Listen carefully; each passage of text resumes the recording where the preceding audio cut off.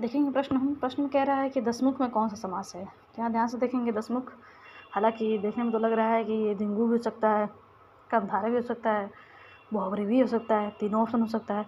लेकिन देखेंगे हम ध्यान से तो यहाँ पर पता चलता है कि जब भी कर्मधारय, देखिए दसमुख होगा नहीं, जब भी किसी शरीर का अंग आ जाए तो यहाँ ध्यान रखेंगे शरीर का अंग के लिए बहुब्री ही होगा। ठीक है, जैसे संख्या के साथ शरीर अंग आ जाए तो यहाँ पे बहुब्री हो जाएगा, ये बात ध्यान रखेंगे। फिर आगे देखेंगे समास के भाई 6 होते हैं। गुड़ गोबर करना मतलब होता है इसका बना बनाया काम बिगाड़ देना।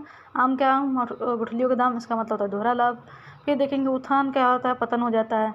चलना फिरना दौड़ना किस तरह की क्रिया है, तो ये अकर्मक क्रिया है। और रचना के आधार पर आपका क्रिया के 2 भेद होते हैं, अकर्मक कर्मक। गद्यांश पढ़ेंगे आप ध्यान से देखेंगे।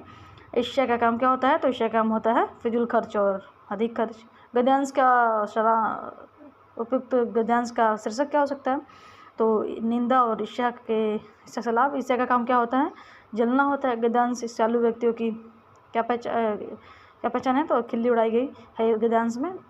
गद्यांश में प्रस्तुत ध्येय का अर्थ क्या है, ध्येय मतलब लक्ष्य होता है, आप ध्यान रखेंगे। कर्ण जिसमें कर्ता ने कर्म को कर्ण से हो जाएगा। 8 प्रकार के होते हैं कर्ण। ओटना और ओटना। ओटना मतलब तो बिनौला और ओटना मतलब खौलाना। अव्यय है, अव्यय मतलब जिसपे लिंग क्रिया कारक का प्रभाव ना पड़े उसे अव्यय कहते हैं। तो यहाँ पे देखेंगे यहाँ पे, और ये है आपका आह।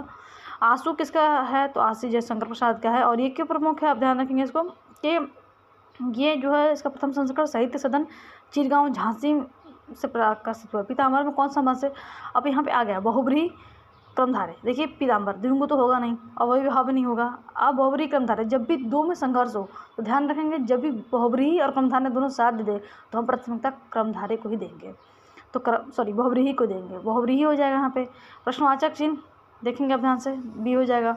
17 नंबर में कह रहा है कि 4 भेद हैं, कौन सा भेद गलत है। उत्पत्ति के आधार पर शब्दों के 4 भेद। उत्पत्ति के आधार पर शब्द कौन से भेद है, तो योगी गलत होता है। उत्पत्ति के आधार पर अब ध्यान रखेंगे कि 4 कौन से, तत्सम तद्भव देशज यही होते हैं।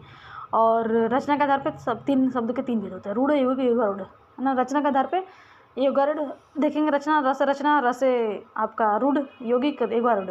और उत्पत्ति के आधार पर 4 होते हैं, तत्सम तद्भव विदेशज। आगे कह रहा है कि तुमड़ी के शब्द सहित